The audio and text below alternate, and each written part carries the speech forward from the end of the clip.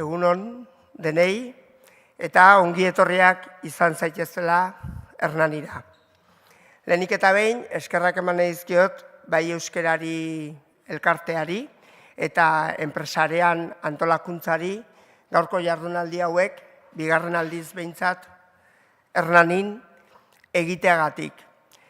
Eta Hernanin gaudenez, gure herriko esperientzia bat kontatuko dizuet labur. Aurtengoan, Euskaraldiaren ekimen honen barruan, gure herrian urte osoko ekimen bat jarri dugun martxan.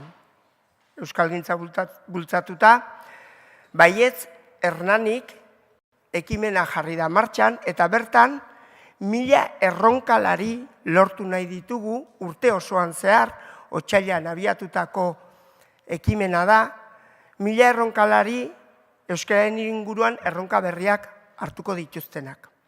Bai, 900 inguru guaz, beraz, lortuko dugulakoan urtea bukatu aurretik. Eta uda pasa ondoren, erronkalarien artean enpresak gehitu dira. Herriko enpresa gehitu dira.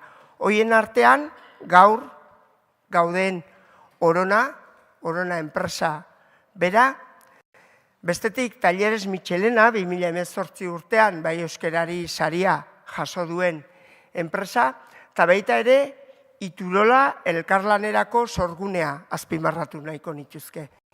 Eta hau elementu garrantzitsu bada, enpresak kokatuta dauden komunitatean bertan eta komunitate horrekin duten hartu eman hori.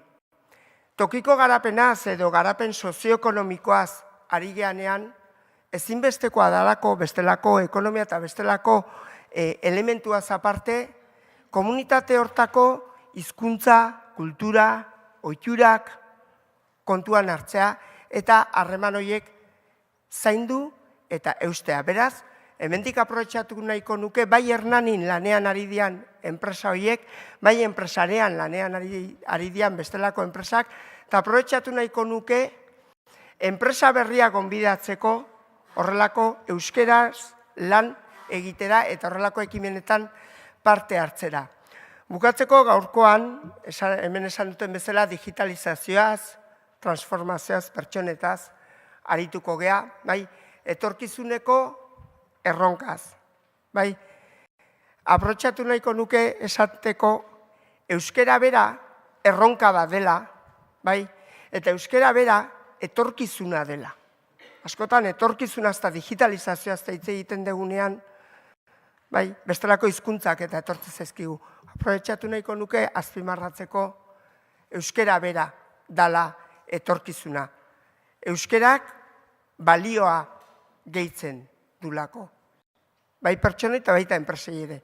Eta euskerak aberasten gaitulako. Mila esker.